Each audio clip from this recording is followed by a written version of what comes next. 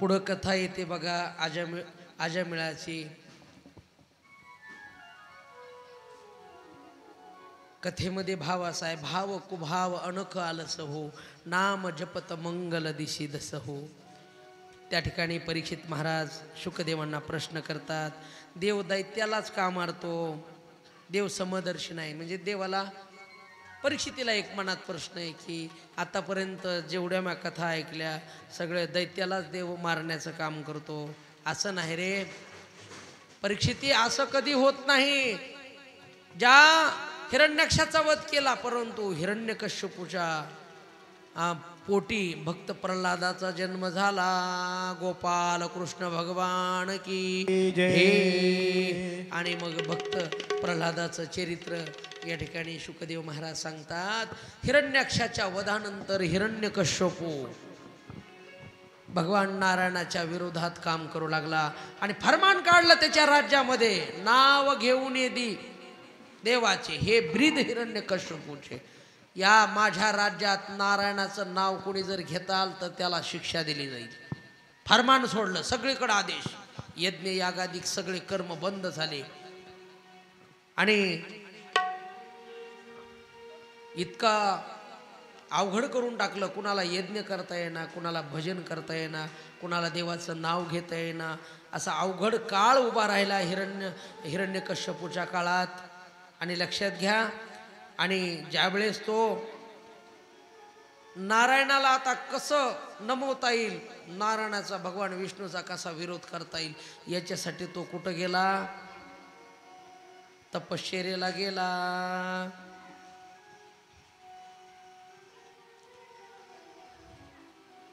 मंदराचल पर्वतावर तो तपश्चर्येला गेला। कोणता मंदराचल पर्वत? जो मंदराचल पर्वत समुद्र मंथनासाठी उपयोगाला आणला का, त्या पर्वतावरती तपश्चर्या करण्यासाठी गेला हिरण्यकश्यपू। आणि इतकी कठोर ब्रह्मदेवाची तपश्चर्या केली, इतकी कठोर, ब्रह्मदेव प्रसन्न झाले आणि वरमब्रूही भक्ता वरमब्रूही म्हटले। आणि त्यावेळेस त्यांनी सांगितलं, महाराज मला या ब्रह्मांडात आल्यानंतर आता इच्छाच राहिली नाही मरण्याची, मला अमर करा। ब्रह्मदेव म्हटले, अरे वेड्या, अमर तर मी सुद्धा नाही, मला सुद्धा मरावं लागतंय, तुला कसं करू मी? जे माझ्याकडं नाही ते माझ्याकडून कसं तुला येईल? तू असं काही माग की अमरत्व हे पद सोडून असं काही माग। मग त्याने मागितलं, काय मागितलं? हिरण्यकश्यपूने असं वरदान मागितलं, बघा किती हुशार आहे हिरण्यकश्यप, की मला दिवसा मरण नको, मला रात्री नको। काय चातुर्य बुद्धीचं, दिवसा नको रात्री नको, बर, शस्त्राने नको अस्त्राने नको, पशुकडून नको पक्षाकडून नको, मानवाकडून नको दानवाकडून नको, 12 महिन्यात मला मरण नको, घरात नको दारात नको। काय माग नाही महाराज। आता ही कथा आपल्या नृसिंह भगवंताची चालू झाली बघा, लक्षात घ्या। घरात नको दारात नको, दिवसा नको रात्री नको, अस्त्राने नको शस्त्राकडून नको, दानवाकडून नको मानवाकडून नको, मारायचं कसं पण नाविलाज झाला, तथास्तु म्हणावं लागलं। स्त्रीकडून नको पुरुषाकडून नको, आता किती वरदान आहेत त्याचे काय सांगू तुम्हाला। स्त्रीकडून नको पुरुषाकडून नको, मानवाकडून नको दानवाकडून नको, रात्री नको दिवसा नको, घरात नको दारात नको, शस्त्राने नको अस्त्राने नको, काय हे मागणं महाराज। यादीच ब्रह्मदेवाला तथास्तु म्हणावं लागलं, तथास्तु। आणि इतका उन्माद माजला, इतका हिरण्यकश्यपू कुणाला आवरता आवरेना, कारण का भीतीच संपली। त्याला वाटलं आता 12 महिन्यात नको म्हणजे विषय संपला ना, याला वाटलं आता काय आपला संपला, आपण आता बी असे बी अमर झालो। आणि मग त्या गुर्मीमध्ये त्या गर्वामध्ये फरमान काढलं, अजिबात नारायणाचं नाव घ्यायचं नाही म्हटलं आपल्या राज्यामध्ये, फरमान सोडलं। लक्षात घ्या। आणि मग त्यानं काय केलं, स्वर्गावर आक्रमण केलं। स्वर्ग स्वर्गावर आक्रमण केलं आणि सगळ्या देवदेवतेंना बंदीखान्यात टाकलं. उन्माद झाले सगळे दानव, उन्माद. देव स्वर्गातून इकडं तिकडं पळू लागले आणि भगवान विष्णूला शरण गेले. सगळे देवादिक इंद्रादिक सर्व देवदेवता भगवान विष्णूला शरण गेले. महाराज आम्हाला वाचवावं, आमचं इंद्रपद गेलं, सगळं ऐश्वर गेलं आणि हिरण्यकश्यपूने आम्हाला कसं जगावं हाच मार्ग सगळा बंद पडून टाकला. त्यावेळेस भगवान या ठिकाणी पुढचं आश्वासन देतात की याच्यातून तुमचा मी मार्ग काढेल आणि तू हिरण्यकश्यपूला मारून तुम्हा सर्वांना पुन्हा जे त्या वस्तू सर्व या ठिकाणी दिल्या जात्याल आश्वस्त केलं. आणि सगळे देवदेवता खुश होऊन पुन्हा निघून गेले. आणि मग भगवंतांनी योजना आखली आणि कयादू मातेच्या पोटी म्हणजे हिरण्यकश्यपूच्या पोटीच देवानं येण्याचं ठरवलं. आणि इंद्राला सुद्धा राग होता सगळ्या गोष्टीचा. आणि ज्यावेळेस हिरण्यकश्यपू जाणार होता तपश्चर्या करायला त्यावेळेस एक घटना घडली होती. माझ्या कयादू मातेनं हिरण्यकश्यपूकडून अनेक वेळा नारायण नारायण नारायण नाव ओढून घेतलं होतं. तो प्रसंग असा झाला ज्यावेळेस हिरण्यकश्यपू तपश्चर्याला चालला त्यावेळेस नारायण शब्द हिरण्यकश्यपूच्या कानावर पडला. त्याला वाटलं अपशकुन झाला म्हणून माघारी आला होता. आणि कयादू मातेला सांगू लागला नारायण शब्द कानावर पडला म्हणून तपश्चर्याला जाता जाता थांबलो, माघारी आलो. मग कयादू मातेनं अनेक वेळा नारायण शब्द त्याच्याकडून वधून घेतला होता. आणि त्याचं फलित काय झालं, गर्भधारणा होताना बीज असं साठवल्या गेलं, थांबल्या गेलं की नारायण नामाचं बीज. आणि म्हणून माझा साक्षात देव भक्त प्रल्हादाच्या रूपानं आता येणार होता. लक्षात घ्या, भक्त प्रल्हाद म्हणजे कोण आहेत, माझे तुकोबारा हेच भक्त प्रल्हाद आहेत. अंगद रामायणामध्ये जे अंगद आहेत तेच भक्त प्रल्हाद आहेत. उद्धव द्वापार युगामध्ये उद्धव जे आहेत तेच आमचे भक्त प्रल्हाद आहेत. जगद्गुरु तुका अवतार नामयाचा, हां जे जे झाले अवतार तुका त्यांचे बरोबर. लक्षात घ्या, साक्षात देवाचा अंश असलेले भक्त प्रल्हाद कयादू मातेच्या पोटात राहिले. पण हे तपश्चर्याला गेल्यानंतर कयादू मातेला पळून घेऊन चालले होते देवता. त्यावेळेस नारदांनी सांगितलं, हे तुम्हाला मूर्खांनो तुम्हाला अक्कल आहे का रे, थोडी तरी अक्कल आहे का? अरे हिच्या पोटी साक्षात प्रल्हाद जन्म घेणार आहे, कुठं घेऊन चालला तुम्ही? नारदाने आश्रमात आणलं होतं कयादू मातेला आणि इतकं छान गर्भदान संस्कार झाले होते. गर्भामध्येच भक्त प्रल्हादाला सगळं ज्ञान झालं. गर्भामध्ये काय अधिकारी महात्मे भक्त प्रल्हाद, गर्भामध्ये सर्व ज्ञान, सगळ्या कथा, सगळं वेदाचं ज्ञान, सगळ्या गोष्टीचं ज्ञान. आणि त्याच वेळेस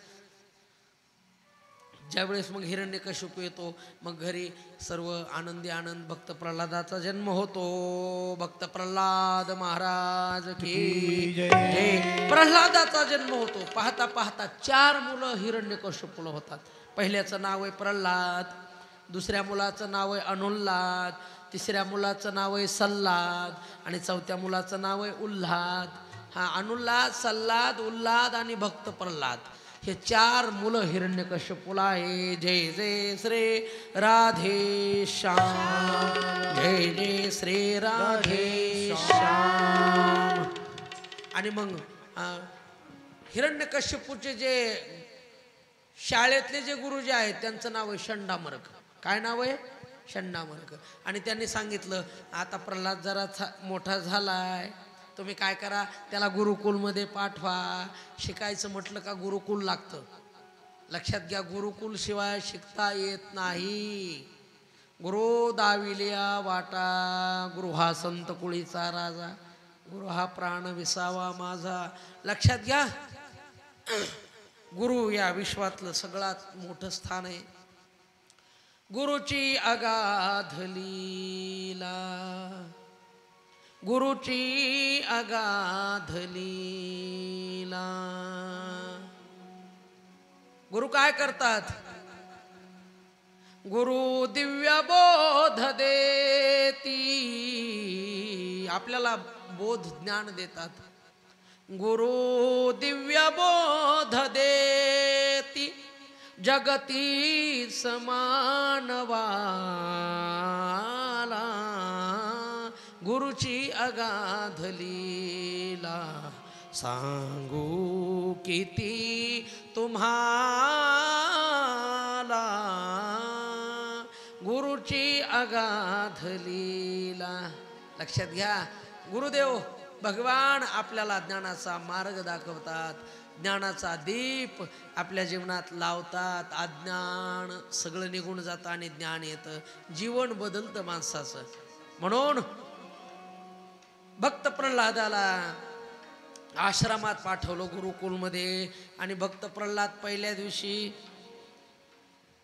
शिकण्यासाठी आश्रमात जातात. पहिल्या दिवशी सगळे मित्र जमा करतात आणि पहिल्याच दिवशी सगळ्या मुलांना नारायण नाम शिकवतात. नारायण नारायण श्रीमन नारायण नारायण नारायण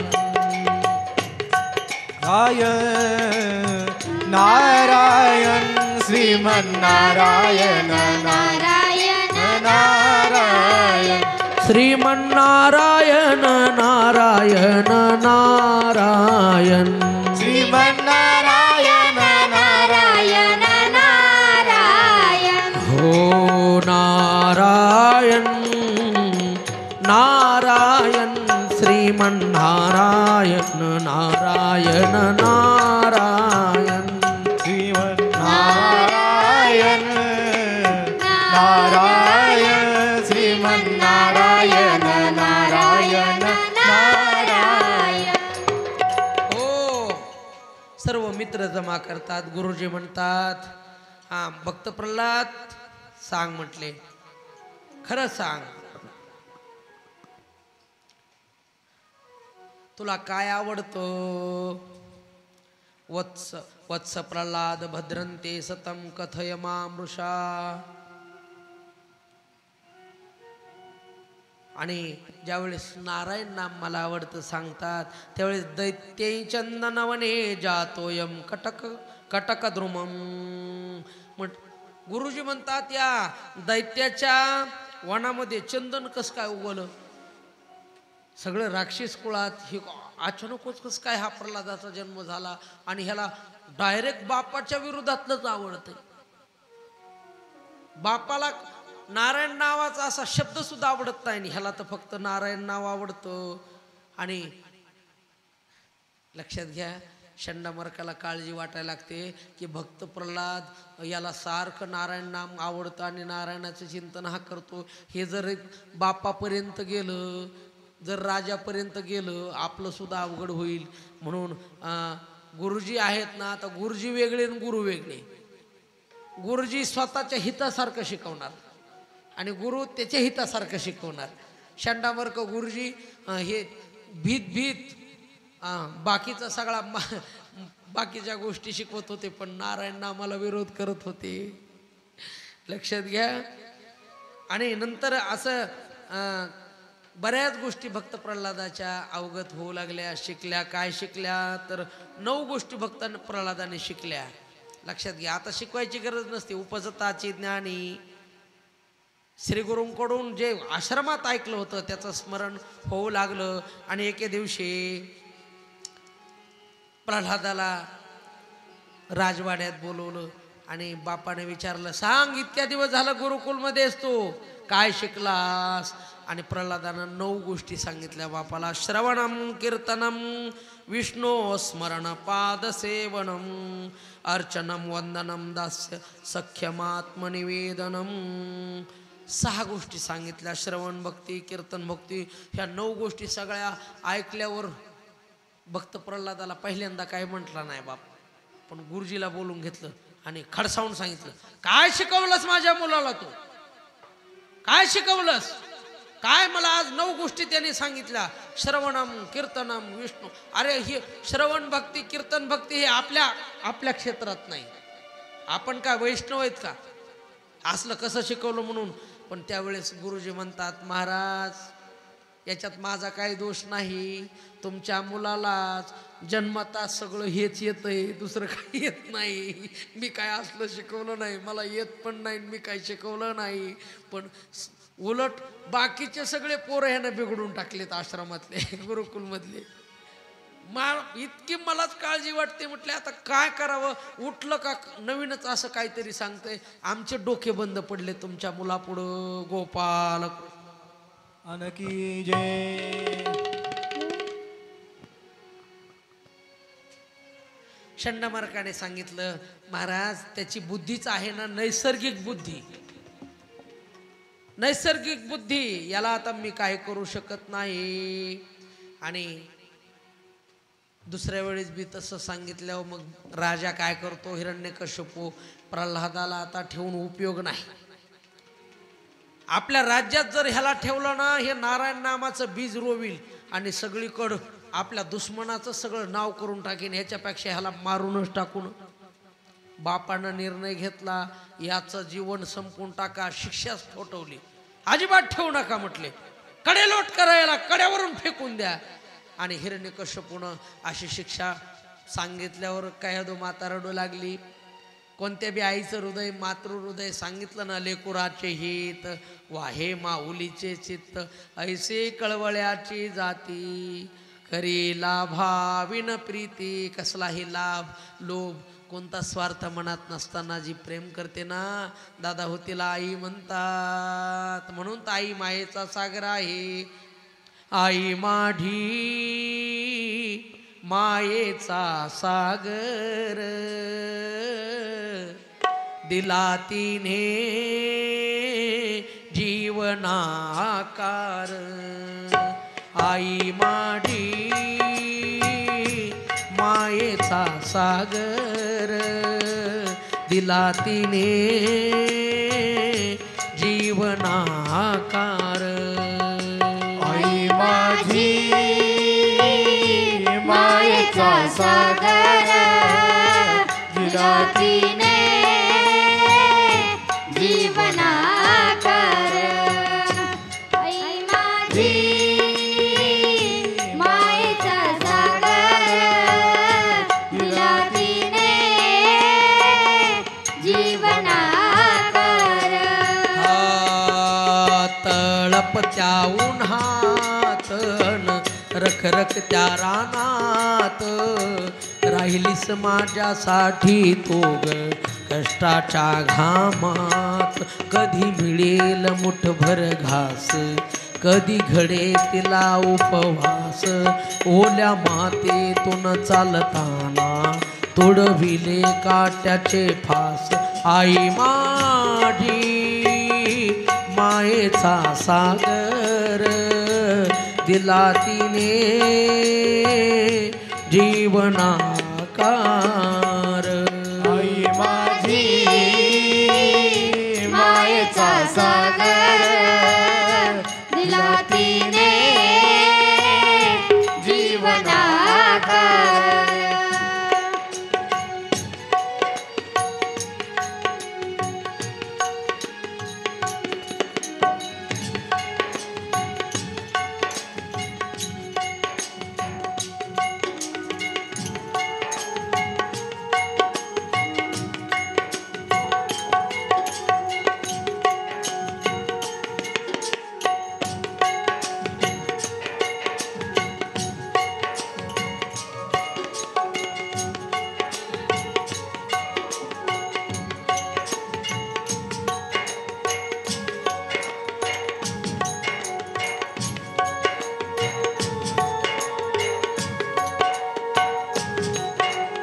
नभीची चांदणी तू ग चंदराची कोर, शीतल तुझी छाया मला हवी जीवनभर.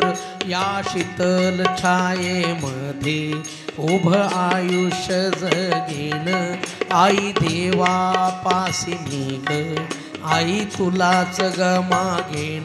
आई माझी मायेचा सागर, दिला तिने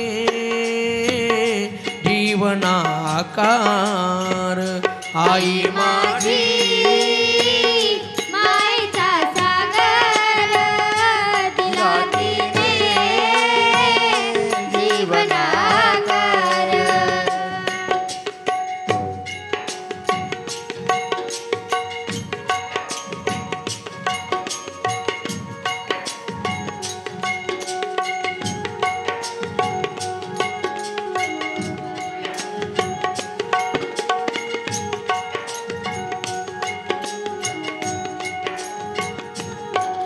दादा हो ऐका, जोपर्यंत आई वडील आहेत ना तोपर्यंत त्यांची सेवा करा. त्यांच्या आधाराची आपल्याला फार गरज आहे. आपली आई, तिला चालता येत नाही, तिला काम करता येत नाही म्हणून नाराज होऊ नका. का त्यांच्या डोळ्यानं तुमच्याकडे पाहणं हाच मोठा आशीर्वाद आहे. कारण का त्या आईनं जर 9 महिने 9 दिवस पोटात नसतं वागवलं, तुमचं सगळं हागणं मुतणं जर नसतं केलं, तुम्हाला जर मोठं नसतं केलं, स्वतः एक घास खाऊन तुम्हाला पोटभर जिनं जीव घातले ना, ती आहे आई. आणि म्हणून आई हे आपलं दैवत आहे. मातृदेवो भव. खरा देव कोण असल? आपला माय, आपला बाप हा देव आहे, लक्षात घ्या. म्हणून त्यांचे आपल्यावर उपकार आहेत. आई वडील माझे थोर, काय सांगू त्यांचे उपकार. जीवनाच्या वाटेवरती किती असतो त्यांचा आधार. आई माझे मायेचा सागर, दिला तिने जीवना आकार.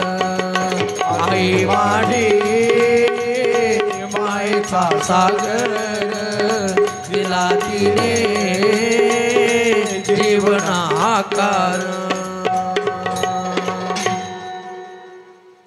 म्हणून कयादू मातेचं काळीज तुटू लागलं. लेकराला आता कडेलोट करायचं आणि मग जगून तरी काय करू माझ्या लेकराला जर या ठिकाणी अशा पद्धतीनं शिक्षा देत असल. म्हणून रडू लागली. लेकराला प्रल्हादाला कवटाळू कवटाळू धरू लागली. आईचं काळीज आहे महाराज. सैन्य आलं, प्रल्हादाला धरलं आणि ओढत ओढत, पण प्रल्हाद अजिबात विरोध करत नव्हते. देवावर विश्वास आहे ना, देवावर विश्वास आहे प्रल्हादाचा. आणि कड्याच्या जवळ आणलं. बघता प्रल्हादाने डोळे झाकले, हात जोडले. देवा, यांची जशी इच्छा असल तसं करू, पण माझी इच्छा तुझं भजन सोडायची नाही. आणि भक्त प्रल्हाद हात जोडून नारायण नाम चालू ठेवलं. नारायण नारायण नारायण नारायण नारायण नारायण. ओम नमो भगवते वासुदेवाय. ओम नमो भगवते वासुदेवाय. ओम नमो भगवते वासुदेवाय. ओम नमो भगवते वासुदेवाय. पाहता पाहता कड्याच्या शेजारी आणलंय प्रल्हादाला आणि हात जोडून देवाचा धावा माझा भक्त प्रल्हाद करतोय. आणि देवाचा धावा करत असताना कड्यावरून सोडलं गेलं, खाली ढकलून दिलं कड्यावरून. माझ्या देवाला सांगावं लागतं का? नकळत अंतरीची घेतो गोडी, पाहे जोडी भावाची. लक्षात घ्या, मनातलं सगळं कळतं माझ्या देवाला. अरे मुंगीच्या पायातलं घुंगरू जर त्याला ऐकू येतं तर याच्यापेक्षा पुढं काय सांगायचं? मुंगी के पाव में घुंगरू बसता है तो वो अल्लाह भी सुनता है, ओ भी अल्लाह सुनता है. देवाला कळतं, न सांगता तुम्हा केळो येते अंतर. माझा देव प्रगट होतो. भक्त प्रल्हादाला वरच्या वरी आधार झेलतो. आणि प्रल्हाद डोळे उघडून पाहतो तर माझा साक्षात देव नारायण भगवान विष्णूचं प्रल्हादाला दर्शन होतं. पुन्हा भक्त प्रल्हाद राजवाड्यात. म्हटले असा मेला नाही, कसा मेला नाही? हत्तीच्या पायाखाली द्या. हत्तीला दारू पाडल्या जाते आणि हत्तीच्या पायाखाली दिल्या जातं. पण हत्तीचा स्पर्श झाल्याबरोबर हत्तीचं सुद्धा सगळं डोकं शांत होतं. हत्ती अजिबात मारत नाही. काय करावं काय करावं कुणालाच काही कळेना. म्हणून भक्त प्रल्हादाला उकळत्या तेलात सोडलं. तिथंही काही झालं नाही. इतकं गरम उकळतं तेल, इतकं गरम होतं. मध्ये भक्त प्रल्हादाला टाकल्या टाकल्या शांत झालं तेल. अजून म्हणले असा मरत नाही, याला काय करा, सर्पाच्या कुंडात टाकून द्या. सर्पाच्या कुंडात टाकलं. एकाही सापाने दंश केला नाही. म्हणले आता होलिका काय करा, होलिकाच्या मांडीवर द्या. त्या होलिकेला वरदान आहे, तुला अग्नी जाळणार नाही म्हणून. मग होलिका मांडीवर घेऊन बसते. प्रल्हादाला मोठं लाकडाचा ढीग रचल्या जातो आणि त्याच्यावर होलिका काय करते, प्रल्हादाला मांडीवर घेतली आणि पेटून दिल्या जातं. होलिका भस्म होते, पण प्रल्हादाला काही होत नाही. अग्नी जाळे तरी न जळे प्रल्हाद, हृदयी गोविंद मनोनिया, हृदयी गोविंद मनोनिया. अग्नी जाळे तरी न जळे प्रल्हाद, हृदयी गोविंद मनोनिया, हृदयी गोविंद मनोनिया. जाळून पाहिलं, जळाला नाही. आणि शेवटी हिरण्यकश्यपूला राग येतो आणि प्रल्हादाला म्हणतो, ज्या देवाचं नाव घेतोस तू, सांग कुठे तो. इतका मी प्रयत्न करून सुद्धा तू मरत नाहीस, तुला कोण वाचवतंय, कोण वाचवतंय. त्यावेळेस सांगितलं, बाबा देव राखे तया मारील कोण, न मोडे काटा हिंडता हिवन. वनात हिंडू द्या, पायात चप्पल नसू द्या, पण पाठीराखा जर आपला देव झाला ना, त्याला कुणीही मारू शकत नाही. माझं रक्षण करणारा तो भगवान आहे. सांग म्हटलं, कुठं तुझा भगवान. बाबा कुठं नाही तो. विठ्ठल जळी स्थळी भरला, रीता ठाव नाही उरला. आजिम्या दृष्टीने पाहिला, विठ्ठलची विठ्ठल. विठ्ठल जळी स्थळी भरला. बाबा प्रत्येक कणाकणात माझा देव आहे. कणाकणात देव आहे, कणाकणात देव आहे. सांग मग या खांबामध्ये देव आहे का. म्हटलं आहे बाबा. आणि आहे म्हटल्यावर माझा देव अगोदरच माझ्या भक्ताच्या प्रल्हादाच्या वचनासाठी देव अगोदरच खांब्यात येऊन थांबला. मुस मुस गुर गुर करीत मध्येच थांबला. खांब गुरगुर करत होता. खांबावरी लाथ मारिली दुर्जने, स्तंभी नारायण प्रगटले, स्तंभी नारायण प्रगटले. खांबावरी लाथ मारिली दुर्जने, स्तंभी नारायण प्रगटले, स्तंभी नारायण. हो,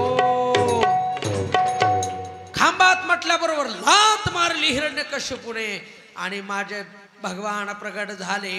असं रूप घेतलं, असं रूप घेतलं आणि वाघाच्या डरकळ्या फोडतच आमचे नृसिंह भगवान बाहेर आले. नृसिंह भगवान की जय.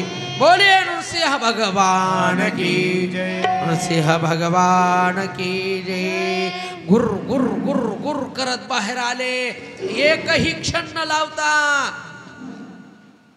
हिरण्यकश्यपाला आपल्या ताब्यात घेतलं आणि दरवाजावर उंबरट्यावरती बसले आणि मांडीवर हिरण्यकश्यपू घेतला. आता रूप असं धरलंय, खाली मानव शरीर आणि वर वाघाचं,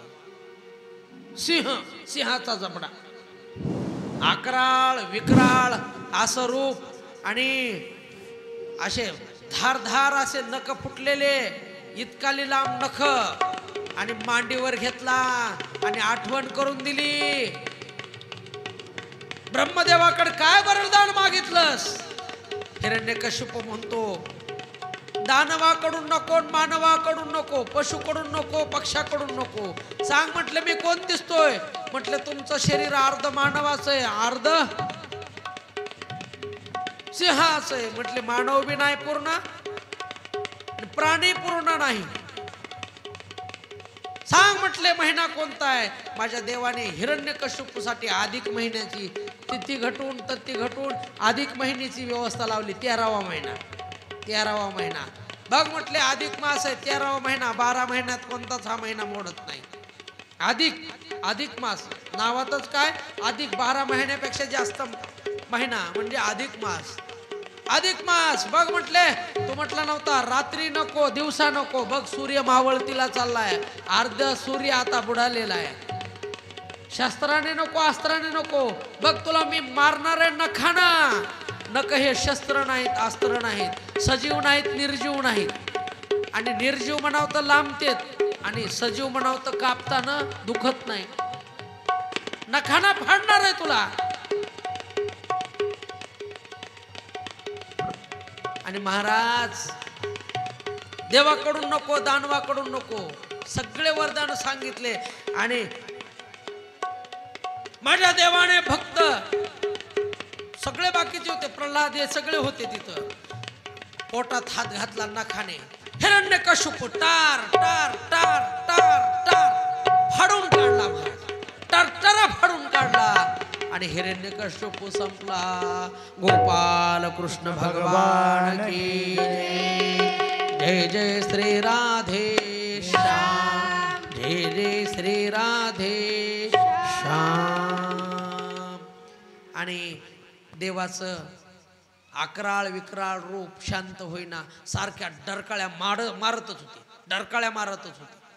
आणि वाघाची डरकाळी मारा, सिंहाची. सगळे घाबरू लागले. कोण जाईल देवाजवळ, कोण जाईल देवाजवळ, कोण शांत करील. कुणाची हिंमत होईना. म्हटले एक काम करा, लक्ष्मीला बोलवा. लक्ष्मीला बोलवलं. लक्ष्मी माता ताट घेऊन आल्या आरतीचं, देवाला शांत कराय. आणि पुढं आल्या आणि देवाने आरोळी मारल्याबरोबर लक्ष्मी मातेनं नवरा असून सुद्धा ताट दिलं, लाख पळाय. हे आपलं नाही म्हणली, हे अवघड, असं रूप कधी बघितलंच नव्हतं म्हटले. लक्ष्मी माता लाख पळायला. म्हटलं एक काम करा, आता ज्याच्यासाठी देव आलाय त्याला पुढं करा. भक्त प्रल्हादाला पुढं केलं, सगळ्यांनी देवदेवतांनी पुढं केलं. देवाला जवळ घेतलं, भक्त प्रल्हादाला जवळ घेतलं देवाने. मांडीवर बसवलं, डोक्यावरून हात फिरवला. लक्षात घ्या, आशीर्वाद दिला.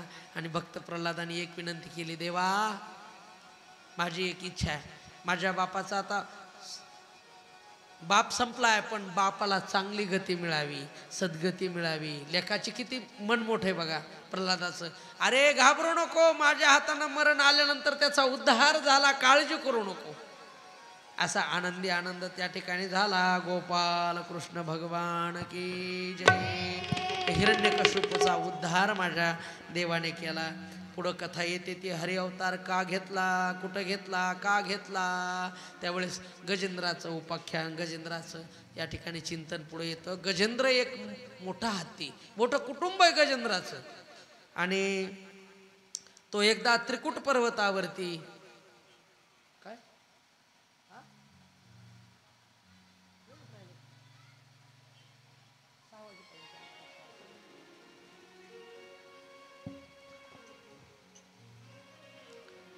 त्रिकुट पर्वतावरती गजेंद्र या ठिकाणी जलक्रीडा करण्यासाठी जातात. आणि आपल्या समवेत जलक्रीडा करत असताना असं झालं, एक मगर, आपण त्याला मगर म्हणतो, नकर, त्या मगरीने काय केला, गजेंद्राचा पाय पकडला. आता हा नकर कोण, हा इंद्र दरबारचा हू नावाचा एक गंधर्व आहे. आणि त्याचं काम आहे सर्वांना हसवायचं. परंतु एके दिवशी हसवताना त्याच्याकडून थोडी चूक झाली आणि त्याला शाप मिळाला. तू जा म्हटले पाण्यामध्ये नकर होऊन पडशील, मगर होऊन पडशील. आणि मग शाप दिला. म्हटले काय कर, तू असंच भक्ताचे पाय धरत राहा, भक्ताचे पाय धरत राहा, एक दिवस तुझा उद्धार होईल. आणि हा हत्ती कोण आहे, गजेंद्र, हा इंद्रद्युम्न नावाचा एक राजा होता. अगस्तीनं त्याला काय केले, एक आनंद म्हणून त्याच्या गळ्यात माळ टाकली. आणि त्याने स्वतःच्या गळ्यातली माळ खाली हत्तीच्या गळ्यात टाकली. हत्तीनं ती खाली पाडली आणि पायदळी तुडवली, अगस्त्य ऋषीने दिलेली माळ. आणि म्हणून अगस्तीचा शाप त्याला मिळाला, हत्ती होऊनच पडशील. लक्षात घ्या, अशा पद्धतीनं हा गजेंद्र हत्ती होऊन आलेला आहे. आणि हा नकर जो आहे मगर, हा हो नावाचा गंधर्व मगर होऊन आलेला आहे. आणि म्हणून सांगितलं असे पाय पकडत राहा. आज त्याने गजेंद्राचा पाय पकडलाय नकराने. आता नकराची ताकद पाण्यात जास्त चालते, जमिनीवर कमी चालते, कारण का त्याचं अधिष्ठान आहे. प्रत्येकाची ताकद वेगवेगळी असते ना, प्रत्येकाचं अधिष्ठान वेगळे. कुत्र्याची ताकद कुठं असते भाऊ, कुत्र्याची ताकद नाकामध्ये असते, कुत्र्याची ताकद. लक्षात घ्या, गाढवाची ताकद कुठं असते, जिभेत असते, जिभेत. गाढव कधीच विषारी पाणी पित नाही. आणि नाक, कुत्र्याला एकदा वास द्या ना, बरोबर ते वास घेत घेत घेत पोलिस काय करतात, श्वानपथक जे असतं का कुत्र्याचा उपयोग करतात, पोलिस उपयोग घेतात. हा, गाढवाची ताकद कुठं, जिभेत. सापाची ताकद सर्वांगात असते, सर्वांग.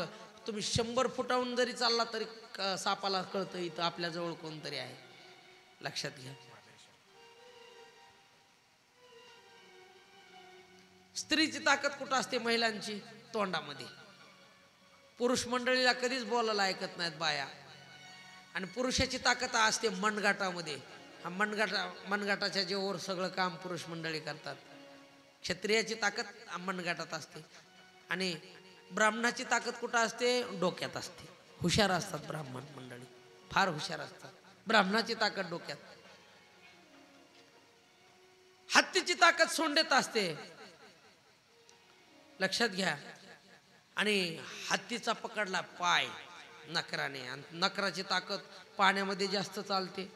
नकराने जे महाराज पाय वाढायला सुरुवात केला, हत्तीला काही केल्या नकर आवरेना.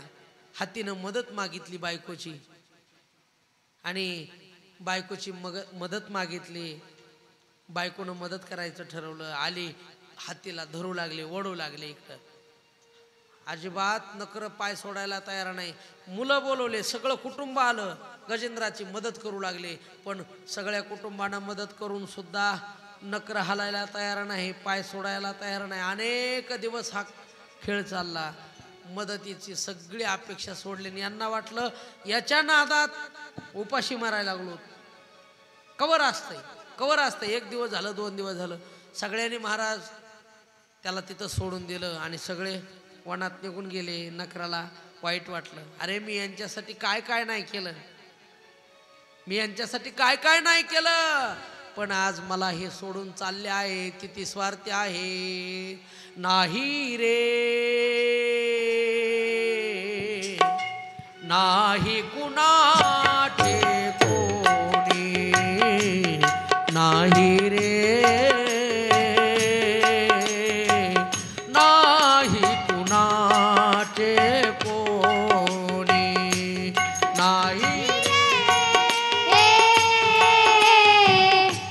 नाही कुणाचे कोणी, नाही रे, नाही कुणाचे कोणी. नाही रे,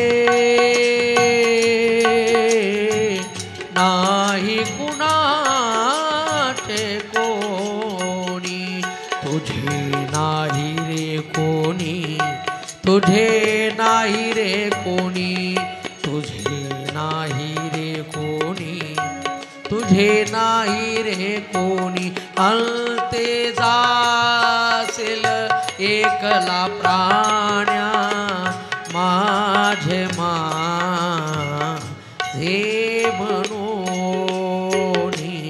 प्राण्या मायेचा बाजार, प्राण्या मायेचा बाजार, प्राण्या मायेचा बाजार, प्राण्या मायेचा बाजार. नाही रे,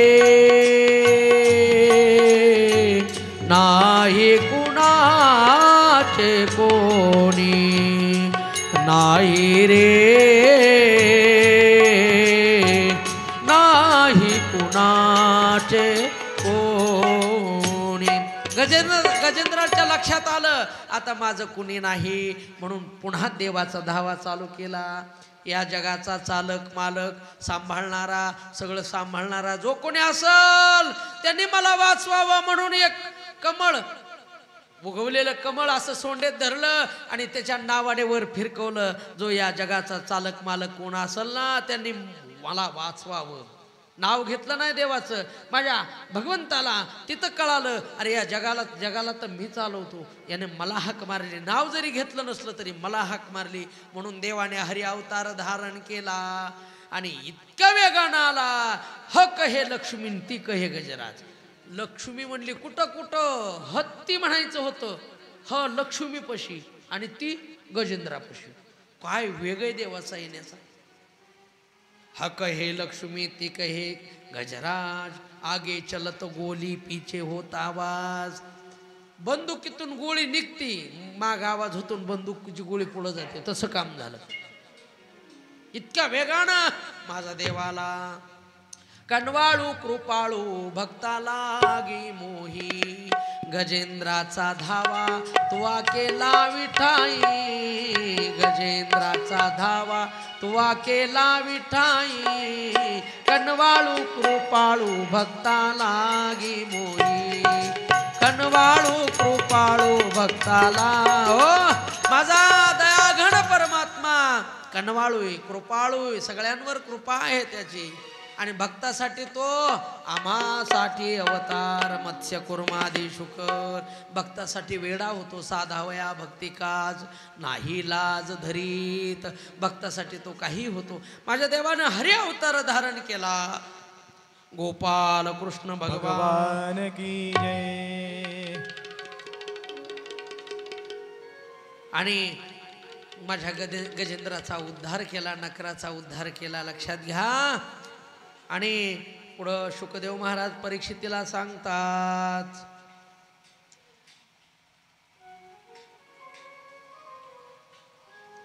एकदा काय झालं, इंद्राकडून दुर्वास ऋषींचा अवमान झाला आणि दुर्वास ऋषीने शाप दिला. सर्व इंद्राचं तेज निघून गेलं.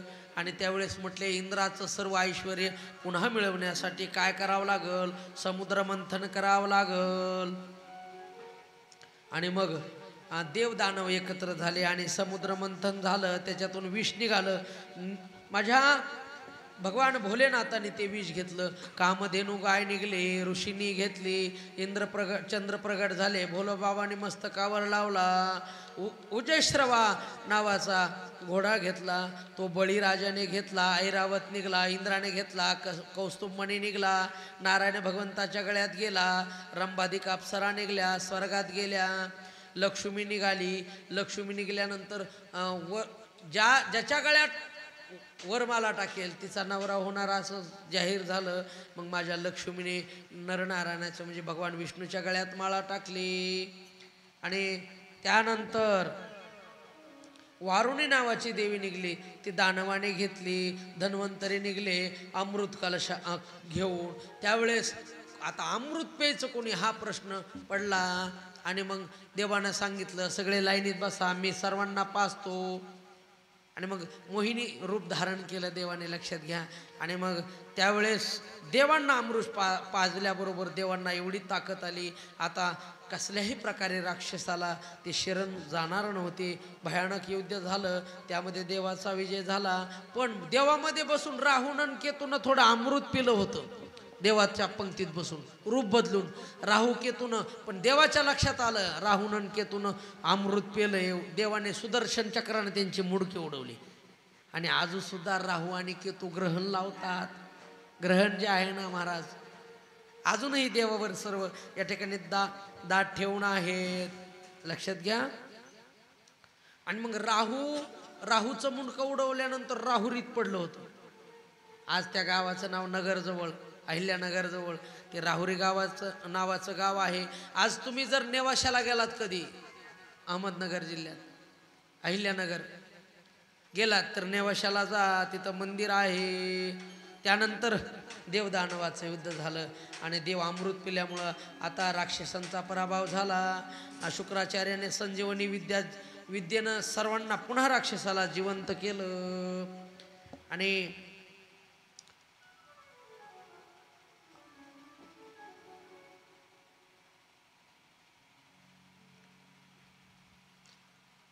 आमची आदिती माता आमच्या देवादिकांसाठी पयोव्रत धारण करते, लक्षात घ्या.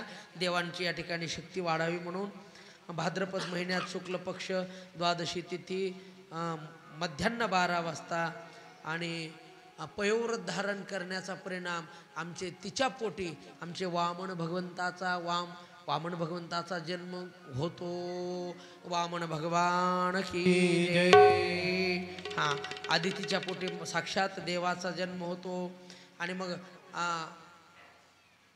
सर्व देवदेवता येऊन सर्व पुढची रणनीती सांगतात.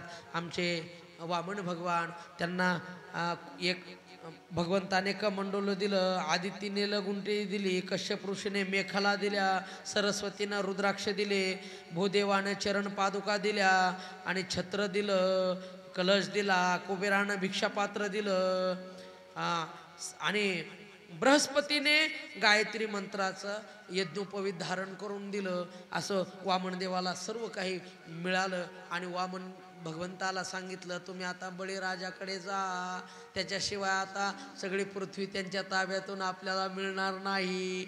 आणि मग बळी ज्या ठिकाणी यज्ञ चालू आहे, मोठा यज्ञ चालू आहे, शुक्राचार्याने ते यज्ञाचं सर्व नियोजन केलेलं आहे.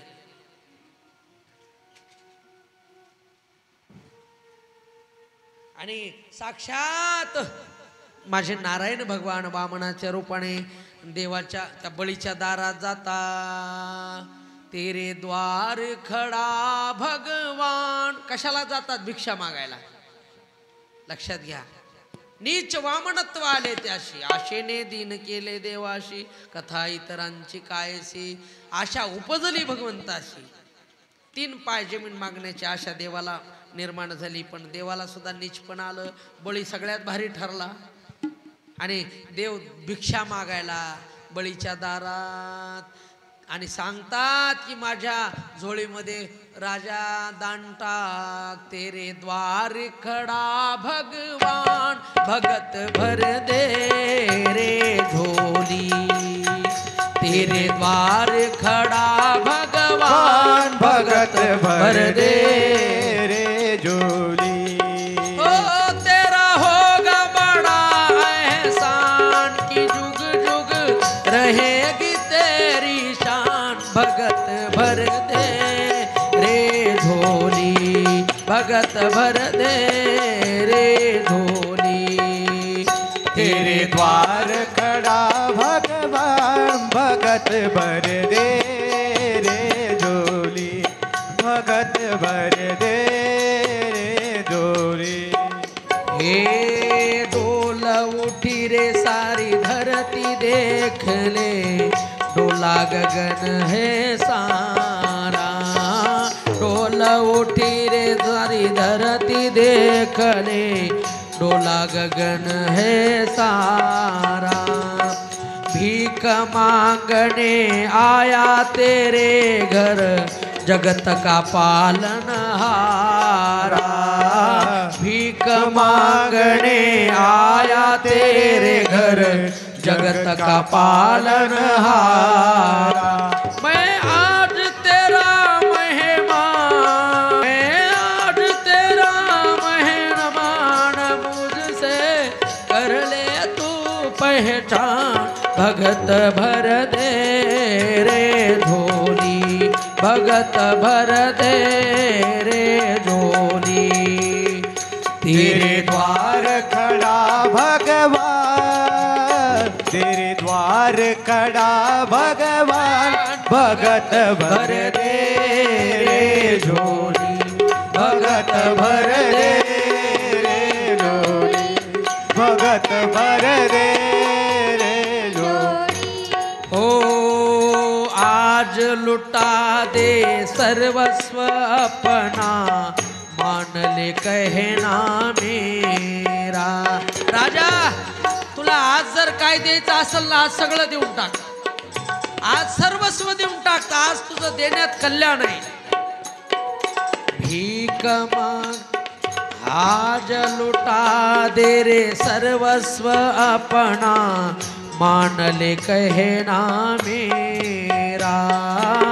मिट जाएगा पल में तेरा, जन्म जन्म का फेरा.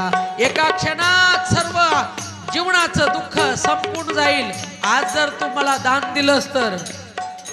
मिट जाएगा पल में तेरा, जन्म जन्म का फेरा. तू छोड़ सकल अभिमान,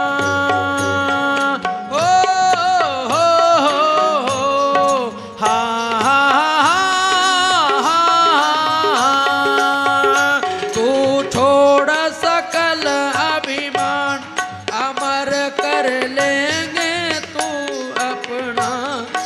भगत भर दे रे झोली भगत भर दे रे झोली भर ले रे झोली तेरे द्वार खड़ा भगवान भर दे रे झोली भगत भर दे रे झोली भगत भर दे रे झोली. आणि शुक्राचार्यांना कळालं की वामन भगवान आहे काय साधा सुद्धा माणूस नाही, साक्षात देव आहे. आणि आता बळीचा यज्ञ 100% बंद पाडणार, काहीतरी विघ्न आणणार. शुक्राचार्याच्या लक्षात आलं आणि म्हणून शुक्राचार्य पुढे झाले आणि राजाला सांगितलं अजिबात द्यायचं नाही. हा काय साधा सुद्धा नाही म्हणले, साक्षात देव आहे आणि तुला फसवायला आलाय, द्यायचं नाही. आणि मग शुक्राचार्य काय झारीमध्ये जाऊन बसले. छिद्र झारीचं असतं ना पाणी टाकायचं, तिथं जाऊन झारीचं पाणी अडवण्यासाठी बसले महाराज. आणि बळीला सांगितलं अजिबात देऊ नको. आणि बळी महाराज म्हणतात जर माझ्या दारात देव आला असेल ना, साक्षात देव आला असेल तर माझा प्राण जरी मागितला तरी मी नाही म्हणणार नाही, गुरुजीचं ऐकणार नाही. आणि खरं सांगू, ज्यावेळेस सप्ताहाची वर्गणी मागण्यासाठी दारात आले ना, काही झालं तरी विणमुख त्यांना पाठवायचं नाही. का? हे श्रेष्ठ दान आहे, श्रेष्ठ दान आहे. लक्षात घ्या, आपल्याला जसं घडल तसं दिलं पाहिजे. लक्षात घ्या, हे दान आहे. अन्नदानम महदानम विद्यादानम ततपरम. अन्नदान आपल्याकडून घडलं पाहिजे. 1000, 10,000, लाख पात्र आपल्या आयुष्यात उठले पाहिजे, तेवढं अन्नदान आपल्याकडून घडलं पाहिजे. आणि म्हणून बळी म्हणतो अजिबात मी गुरुजींचं ऐकणार नाही. आणि वामन भगवान येतात आणि म्हणतात मला दान पाहिजे. काय देऊ? 3 पाय भूमी, 3 पद भूमी पाहिजे म्हटले. देऊन टाकली. आणि मग देवानं सांगितलं असे देऊन टाकले नाही, संकल्प सोडा म्हटले. आणा पाणी. पाणी आणू लागले तर पाणीच पडेना. स्वतः बळीनं महाराज एक दर्भ घेतली, काडी घेतली आणि त्या झारीच्या छिद्रामध्ये घुसवली. मध्ये बसलेल्या शुक्राचार्याचा डोळाच फुटला. आडा आला म्हणून फोडी येला डोळा, बळीने आंधळा शुक्र केला. बळीने आंधळा शुक्र आळा आले म्हणून डोळाच फोडला गुरुजींचा. लक्षात घ्या. आणि पाणी आलं, पाणी घेतलं, संकल्प सोडला, मंत्र म्हटले. वामन भगवंतांनी मंत्र म्हटले, संकल्प सोडला. आणि देवानं जे त्यांचं रूप इतकं मोठं मोठं मोठं मोठं एवढं विराट रूप धारण केलं. पहिला पाय पातळात, सगळे पातळ सगळे मिटून टाकले. लक्षात घ्या. दुसरा पाय स्वर्गाकडे वैकुंठासहित सगळं व्यापून टाकलं, काही शिल्लक राहील. तिसरा पाय कुठं ठेवायचा? बळीला सांगितलं सांग तिसरा पाय कुठं ठेवू. ते म्हणले महाराज आता पृथ्वी सगळं सगळं व्यापलं, काहीच राहिलं नाही पाय ठेवाय. ते म्हणले दान मोठं का दान देणारा मोठा, दान मोठं का दान. हे माझं ऐश्वर्य होतं, पृथ्वी आपतेज वायू आकाश सगळं हे माझं होतं. हे 2 पायात मिटलंय, पण अजून मी शिल्लक आहे दाता. म्हटलं माझ्या डोक्यावर ठेवा. आणि वामन भगवंताने बळीच्या डोक्यावर पाय ठेवला आणि बळीला पाताळात घातलं. तो का म्हणे बळी जीव दिला पाया तळी. लक्षात घ्या, माझे देव इतके खुश झाले, इतके खुश झाले. पुढचा प्रसंग फार गोड आहे. बळीवरती खुश झाले आणि सांगितलं सांग तुझी काय इच्छा आहे.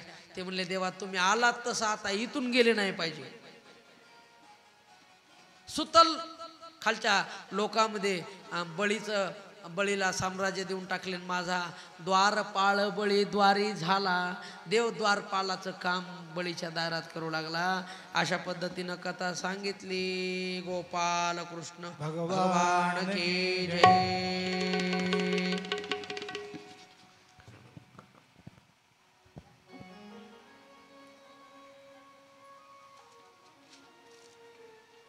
बळीची एकच इच्छा होती की देवा घरात जाताना तुमचं दर्शन व्हावं, बाहेर येताना दर्शन व्हावं, म्हणून द्वारपाल होण्याचा आग्रह केला. आणि पुन्हा बऱ्याच दिवस देव नाही म्हटल्यावर लक्ष्मीला कुठं करमत आहे. नारदाने सांगितलं तू काय कर, बळीच्या इथं बहीण म्हणून जा आणि ओवाळणीमध्ये देवाला मागून घे. लक्ष्मी माता जातात आणि ओवाळणी केल्यानंतर काय देऊ म्हटल्यानंतर दारातला जो द्वारपाल आहे ना तो मला देऊन टाका. मग पुन्हा देवाला लक्ष्मी माता घेऊन जातात. अशी कथा पुढं 8वा स्कंद समाप्त होतो. 9वा स्कंद. परीक्षिती महाराज प्रश्न विचारतात की महाराज मला सूर्यवंश सांगा. परीक्षिती तुला सूर्यवंश ऐकवतो. हा सूर्यवंश विस्ताराने ऐकू शकत नाही. 100 वर्ष लागतील सूर्यवंशाचा विस्तार करायला. न शक्य ते विस्तरतो वक्तृम वर्ष शतैरपी. 100 वर्ष लागतील सूर्यवंशाचा विस्तार करायला.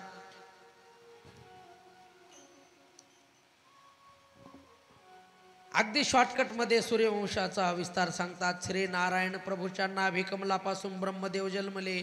ब्रह्मदेवापासून मरीषी, त्यांच्यापासून कश्यप, विश्वासाने सूर्य, त्यांच्यापासून सूर्यवंश चालू झाला. विवस्वान राजापासून सूर्यवंश चालू झाला.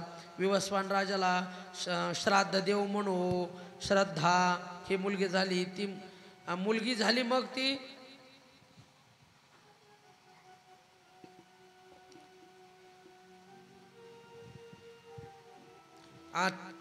या श्रद्धापासूनच वशिष्ठांचा जन्म लक्षात घ्या.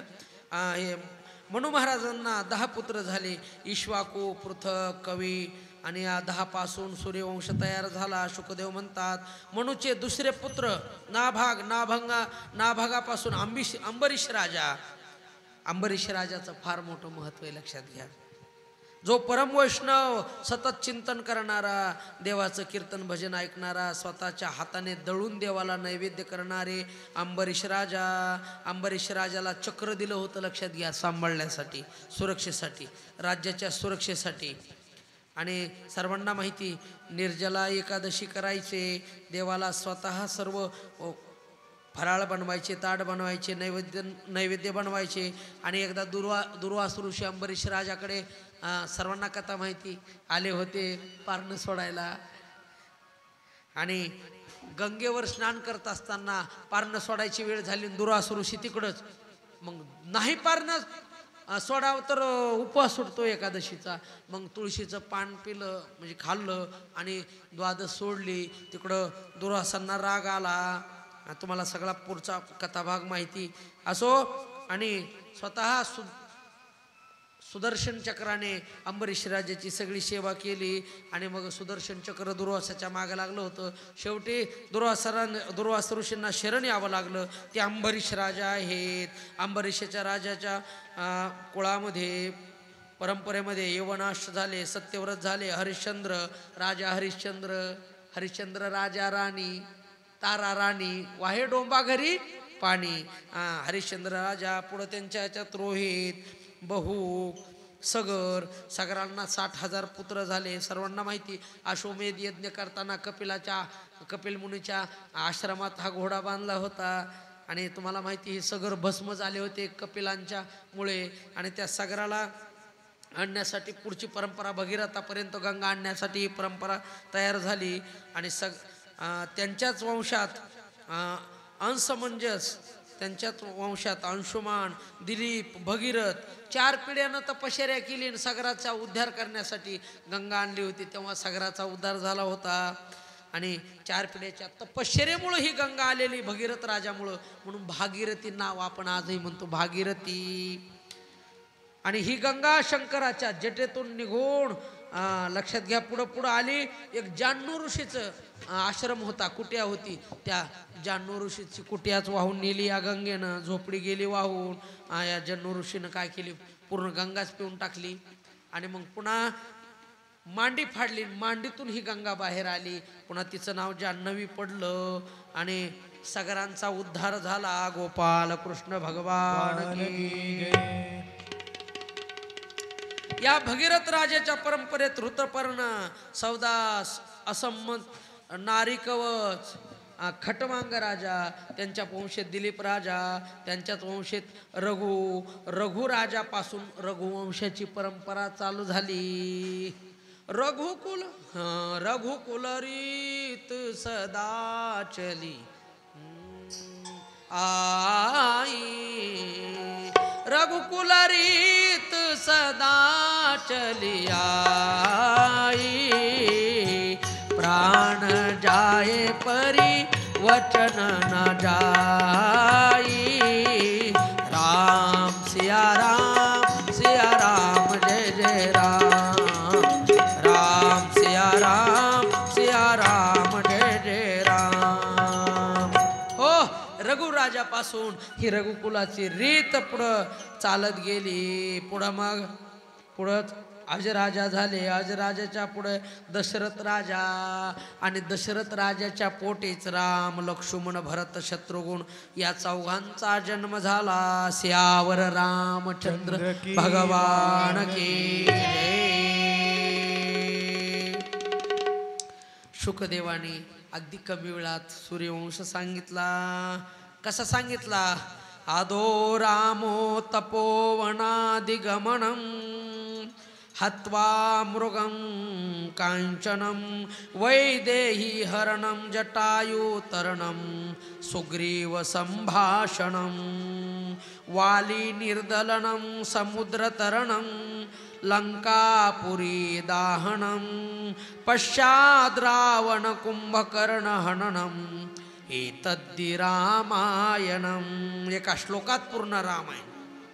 वैदेहीचं हरण, जटायूला तारणं, सुग्रीवाची भेट, वालीला मारणं, लक्षात घ्या समुद्रावरून तरून जाणं, लंका जाळणं आणि रावण कुंभकर्ण सर्वांना मारून पुन्हा माघारी येणं आणि रामराज्य या ठिकाणी चालू होणं।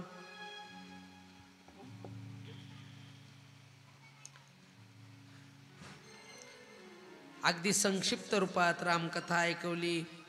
रामरायाचं प्रागट्य होतं। जो आनंद सिंधु सुख रासी सी करते त्रैलोक्य सुपासी। हा सगळ्या विश्वाला जे आनंद देतात ते माझे रामराय आहेत असो। आणि या रामरायांचं लग्न या ठिकाणी लागलो। सीतामया रामरायांना भेटले, शत्रुघ्नाला श्रुतकीर्ती भेटली, लक्ष्मणाला उर्मिली भेटली, भरताला मांडवी भेटली। अशा पद्धतीने सर्व इतिहास सांगितला आणि आता चंद्रवंश या ठिकाणी सांगायला सुरुवात करतात। अगदी आता 5 मिनिटात आपला कृष्ण कन्हैयाचा जन्म आपल्याला साजरा करायचा आहे। पटपट घेऊ। चंद्रवंश विस्ताराने या ठिकाणी विस्तार करतात। भगवान नारायणापासून ब्रह्मदेव आणि त्यांच्यापासून अत्री, त्यांच्यापासून चंद्र, चंद्रापासून बुध, बुधापासून पुरुरवा 6 मुले जन्माला आली। आयु, श्रुतयो, रथ, विजय, जय, सत्यायो, विजयपासून नहुष, त्याला 6 मुली झाल्या। लक्षात घ्या। यती, ययाती, संपाती, आयती, कृती, वियती या 5-6 मुलीपैकी जी ययाती होती तिच्यापासून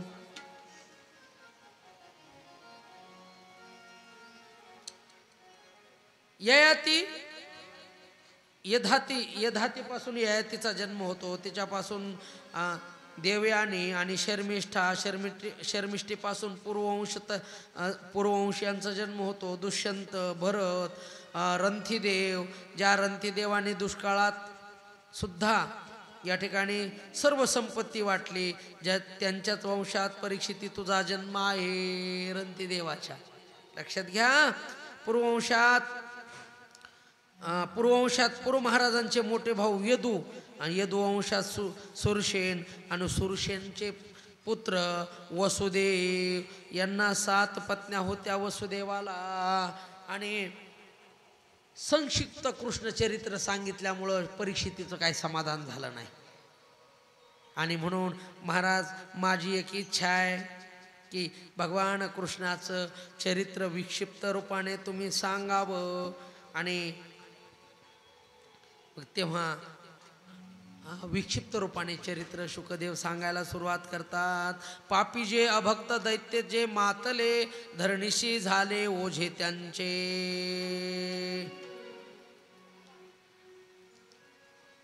लक्षात घ्या। ज्यावेळेस कंसाचा अत्याचार माजला, सगळीकडे हाहाकार होऊ लागला आणि पृथ्वी माता दुःखी झाली। काय करावं? धरणीशी झाले ओझे त्यांचे। पृथ्वी मातेला धरणं ओझं जर कशाचं होत असेल फक्त पापाचं होत असतं, म्हणून पृथ्वीनं काय केलं, वासराचं रूप धारण केलं. वत्सरूपी पृथ्वी ब्रह्म्यापाशी जाय, नेत्री वाय तोय सांगतसे. भगवान विष्णूच्या जिथं राहतात क्षीरसागरी माझे सगळे ब्रह्मदेवाकडे जातात. ब्रह्मदेव आणि पृथ्वी माता वत्सरूपी पृथ्वी ब्रह्म्यापाशी जाय. ब्रह्मदेव त्यांना तिकडे क्षीरसागराकडे घेऊन जातात आणि देवाची विनंती करतात. श्री अनंता मधुसूदना पद्मनाभा नारायणा जगव्यापका जनार्दना आनंद घना अविनाशा. देव प्रगट होतात आणि सगळी समस्या विचारतात आणि देव काय करतात, आश्वासन देतात. तुम्ही काय करा, पृथ्वी मातेला सांगितलं मी येतो तुम्ही जा.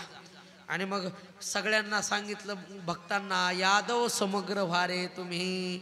आणि मग सगळे गोपाळाच्या रूपानं पुढं जन्म घ्यायला सुरू करतात. भावाला म्हणतात वसुदेवाला, ह्याला शेषनागाला, की तुम्ही आता काय करा माझ्यासोबत चला. ते म्हणले अरे बाबा नाही, मागच्या जन्मात लक्ष्मण झालो 14 वर्ष उपाशी राहावं लागलं तुझ्या सेवेमध्ये, लय राबू राबू घेतलं देवा, आता नाही म्हटले जमणार. नाही म्हटले एक काम करा, आता तुम्ही लहान झालात ना, आता तुम्ही मोठे व्हा, आता तू वडील होई वा सर्वज्ञा, पाळीनं मी आज्ञा तुझी वारे. आणि मोठं झाल्यानंतर मोठेपणा दिला का जमतं बरं का म्हणजे. आणि मग तयार होतात आणि इकडं असं होतं, देवकी उपवर झाली होती आणि तिचा विवाह करायचा होता, म्हणून कंस पाहतच होता. आणि कंसाने वसुदेवाला पाहितलं आणि वसुदेव म्हणतात पहिल्या 6 आहेत, आजू कशाला करू, पण देवकीची इच्छा असेल तर करतो. तयार होतात, लग्न जमतं, थाटामाटात लग्न पार पडतं.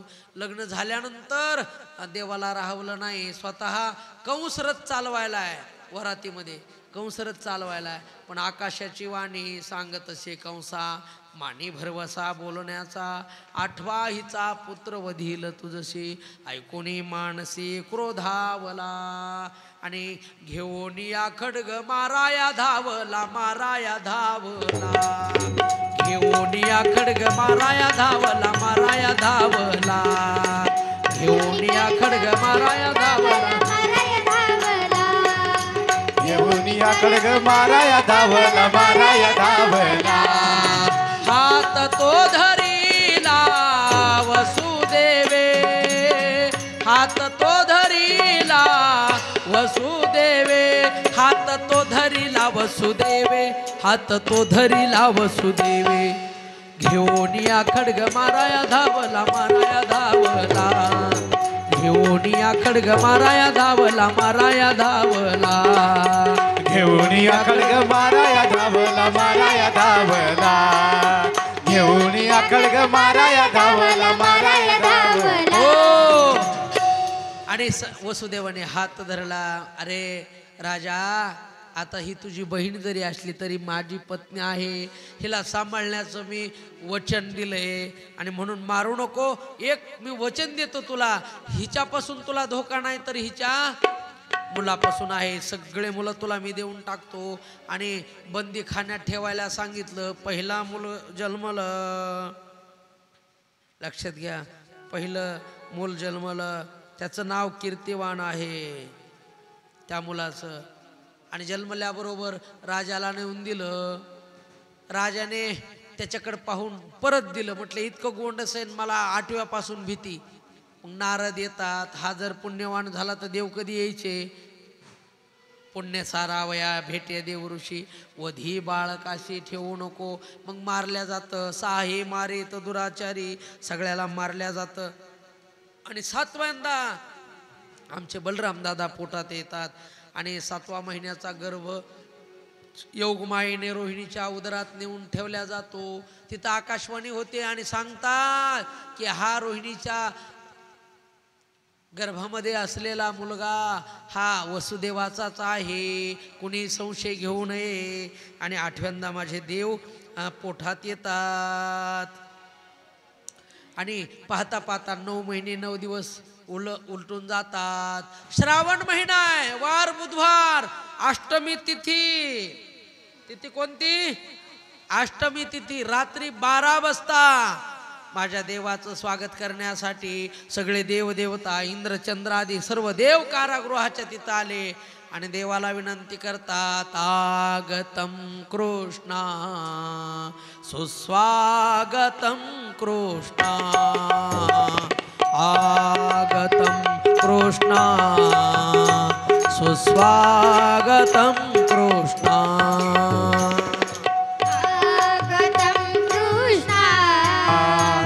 सुस्वागतं कृष्णा, आगतं कृष्णा, सुस्वागतं कृष्णा, ओ आगतं सुस्वागतं शरणागतं कृष्णा, आगतं सुस्वागतं शरणागतं कृष्णा, आगतं कृष्णा सुस्वागतं कृष्णा, आगतं कृष्णा सुस्वागतं कृष्णा, आगतं कृष्णा, सुस्वागतं कृष्णा, आगतं कृष्णा, सुस्वागतं कृष्णा.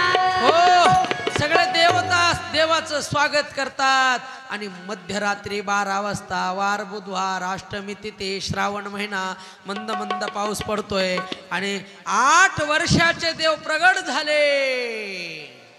नामयाचा स्वामी प्रगट झाले देव आणि देवाने 8 वर्षाचे प्रगट झाले आणि आईला सांगितलं, आई ही जागा माझ्यासाठी चांगली नाही, मला इथं ठेवू नको. नंदाच्या घराला मजनी गोकुळाला माया उपजली तेथे ठेवी मज आणि येथे. आणि सांगितल्यानंतर सर्व सांगतात. देवकी म्हणते, कृष्णा रे लहान हो ना, असं रूप मला पाहायचं नव्हतं तुझं, लहान हो. लहान देव होतात आणि भरपूर प्रेम देवकी माता करते आणि देवाला टोपलेट ठेवल्या जातं. टोपलेट ठेवल्यानंतर उचलल्या जातं. उचलीला कमलापती पायची बंधने गळती, सगळे बेड्या शृंखला गळून पडतात. द्वारपाल मूर्छित होऊन पडतात, दरवाजे उघडतात आणि वसुदेव महाराज माझ्या कृष्ण कन्हैयाला माझ्या लालाला घेऊन गोकुळाकडे निघतात. मथुरा पास करतात. यमुना आडवी होती, यमुना मैया दुथडी भरलेली आणि मंद मंद पाऊस चालू आहे आणि वसुदेव मागं पुढं काहीच विचार न करता पाण्यात प्रवेश करतात. नाका तोंडात पाणी जाऊ लागतं. देवाला वाटतं यमुना मैयेला दर्शन दिल्याशिवाय ती वाट देणार नाही. पुर चढला चाट त्यासे लावेला अंगोष्ठ, त्यासे लावेला अंगोष्ठ, त्यासे लावेला अंगोष्ठ. हो पूर चढल्या जातो आणि देव अंगठा लावतात. दर्शन दिल्याबरोबर दुथडी होते. यमुना मैया जाग वाट देते आणि आमचे वसुदेव महाराज गोकुळात येतात.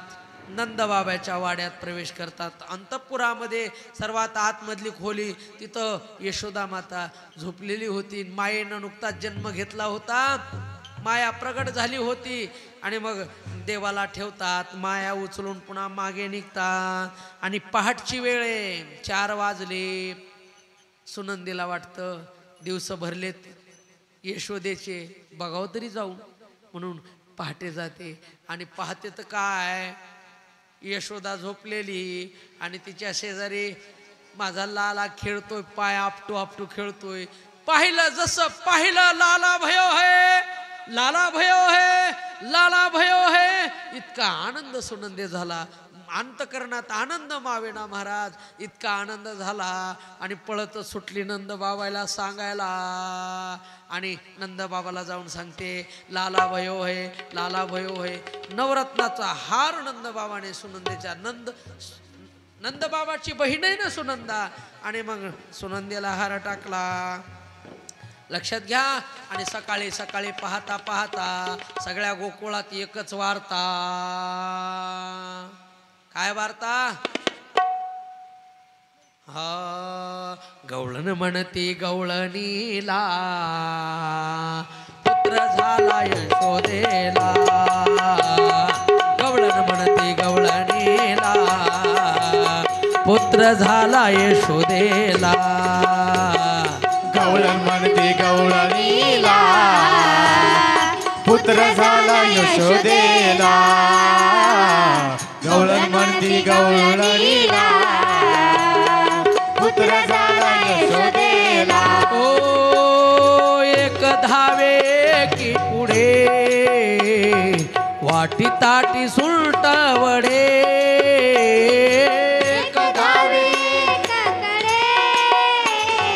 वाटी ताटी सुलट वडे. गवळण म्हणती गवळणीला पुत्र झाला यशोदेला. गवळण म्हणती गवळणीला पुत्र झाला यशोदेला. हो, सर्वांनी लहान मुलांनी उठून उभे राहायचे. महिला मंडळ तुमचं तुम्ही जागेवर उठून उभे राहा. जरा पायातल्या मुंग्या जात्याल. छान आता देवाचा आनंद उत्सव साजरा करायचा. पुरुष मंडळी सर्वांनी उठून उभे राहा.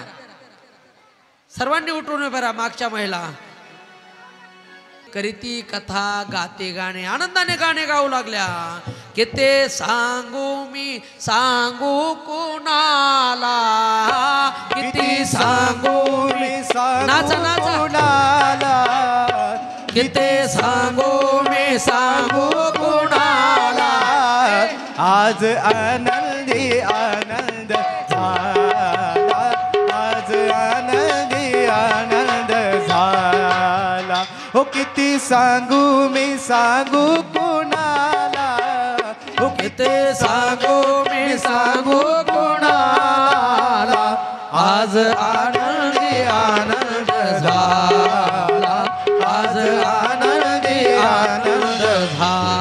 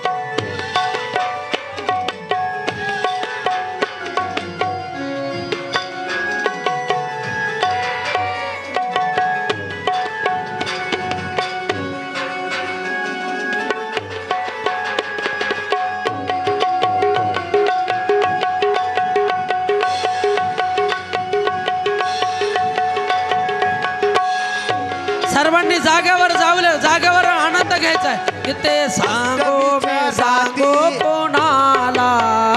किती सांगू मी सांगू कोणाला. आज आनंदी आनंद झाला. आज आनंदी आनंद झाला. आज आनंदी आनंद झाला.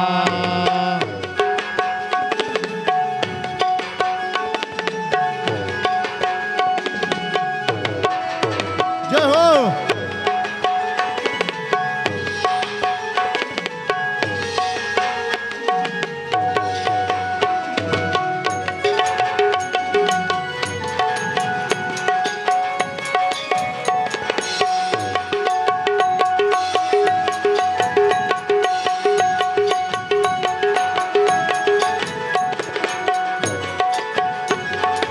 अष्टमीच्या राती ग यमुनेच्या काठी गोकुळ अवतरले. गोड हसू गालात नाचू गाऊ तालात पैंजण थर थरले. अष्टमीच्या राती ग यमुनेच्या काठी ग गोकुळ अवतरले. गोड हसू गालात नाचू गाऊ तालात पैंजण थर थरले अष्टमीच्या रात्री ग यमुनेच्या काठी गोकुळावतरले गोड हसू गालात नाचू गाऊ तालात पैंजण थर थरले काना दिसतो उठून गोपी आल्या नटून काना दिसतो उठून गोपी आल्या नटून नव्या नवतीचा शृंगार केला आज आनंदी आनंद झाला आज आनंदी आनंद झाला आज आनंदी आनंद झाला इथे सांगू मी सांगू कोणाला इथे सांगू मी सांगू कोणाला आज आनंदी आनंद झाला आज आनंदी आनंद झाला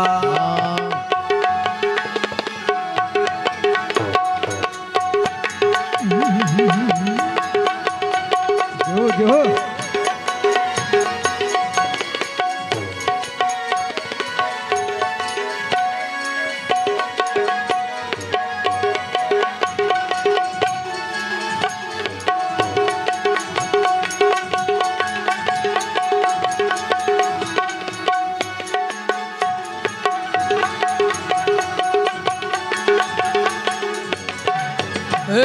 मूर्ती अशी साजली ग ओठावरी बासरी भुलले सुरा संगते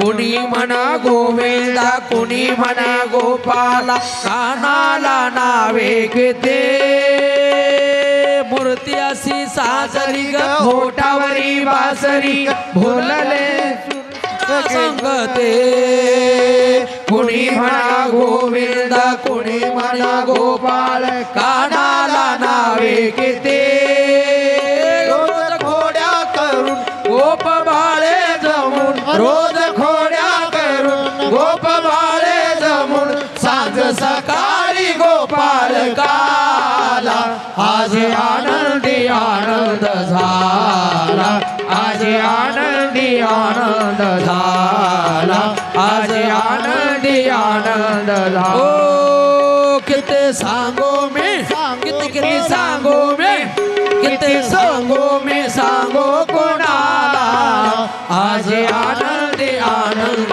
झाला आज आनंदी आनंद झाला आज आनंदी आनंद झाला ब्रज में है रही जय जयकार नंद घर आनंद भयो है ब्रज हो रही जय जयकार नंद घर लाला भयो है ब्रज में है रही जय जयकार नंद घर आला भयो है ब्रज में है रही जय जयकार नंद घर लाला भयो है नंद घर लाला भयो है नंद घर लाला भयो है नंद घर लाया भयो है नंद घर लाया भयो है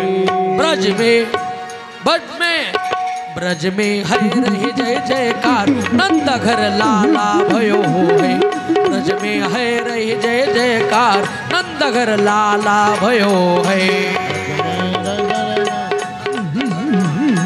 नंद घर आनंद भयो जय कन्हैया लाल की नंद घर आनंद भयो जय कन्हैया लाल हाथी दिनो घोड़ा दिनो और दिनो पालकी नंद घर आनंद भयो जय कन्हैया लाल गोपाल कृष्ण भगवान की जय